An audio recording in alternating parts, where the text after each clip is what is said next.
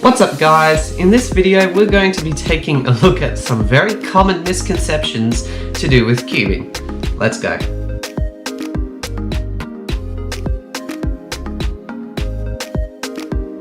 The first misconception that I want to address is a very common one, and if you can solve a Rubik's Cube, you are probably going to have encountered this somewhere along the path. Looks a little bit like this. Hey, can you solve a Rubik's Cube? Yeah, I can. Can you show me? Can I mess it up for you? Okay, catch. I told you to catch. Hey, don't look. You'll just undo the moves that I'm doing. Stop looking. Okay, so the first thing that proves this completely false is how we solve the Rubik's Cube. If you know anything about solving a Rubik's Cube, you know that generally the method begins with building a cross or some blocks on the cube before moving on and solving the rest.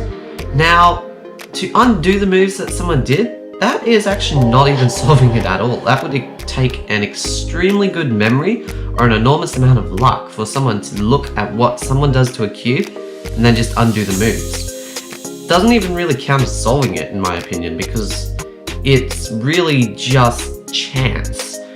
If you don't even watch what they do as well, then there's no way you'll be able to undo those moves. So you may as well just learn a method of solving the cube. It'll be way easier. The second thing that I want to address is something that is a little bit frustrating when you ask someone to mess up your Rubik's Cube. You finished yet? No, I'm not done yet. Almost ready? No, I'm not done yet. I'm still messing it up. Not done yet.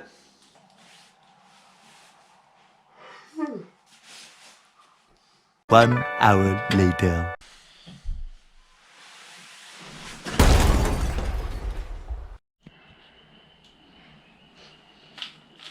Okay, done. Where did you go? Alright, you can probably imagine how this is frustrating now. So, it's actually completely false. The saying, the more moves I do, the more messed up I'm going to make the cube, is so wrong because the Rubik's Cube has over 43 quintillion possible different combinations. Is that number too big for you? Let me put it this way. Write the number 43 on a piece of paper and add 15 zeros on the end. Now, you turn the cube maybe 10 times and bang, you have scrambled it, and any non-cuber will not be able to solve it. It will be scrambled for good. Then any other move you make will just cycle it through one of those possible different combinations out of the 43 quintillion. Now, that is certainly not just messing it up more. In fact, you are possibly even going to put it into a state that's easier for a skilled speedcuber to solve. So, once you've turned the cube maybe 20 times, it's well and truly scrambled. Let me assure you, you don't need to turn it anymore. Now, this one I find so amusing. It just never ceases to make me laugh. I'm just solving it while messing it up.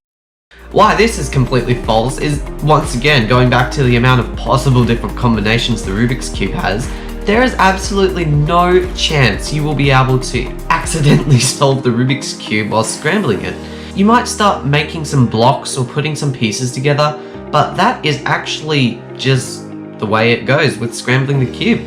There's no way you're going to suddenly, bang, cycle it back to the solved combination. The next thing that I'm going to address is something that probably everybody has thought at some point in time. I'm guilty of thinking this, and that is that to solve a Rubik's Cube, you do it just one side at a time. No. If you believe this, don't. Okay, so solving the Rubik's Cube is very different to just doing it one side at a time.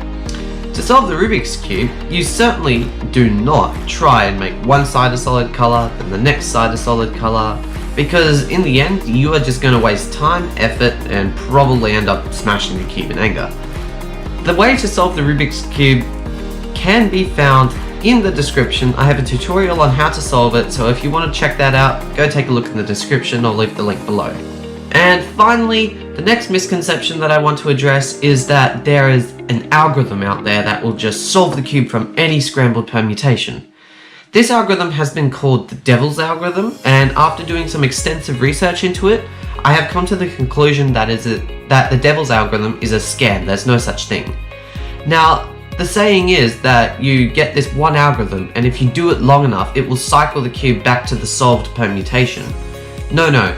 This algorithm is just false. It doesn't matter how many moves long an algorithm is. If you repeat it enough times, it's just going to cycle it through a select few possible combinations before bringing it back to solved. There is no way that there is just one algorithm out there that will solve the cube from any scrambled permutation.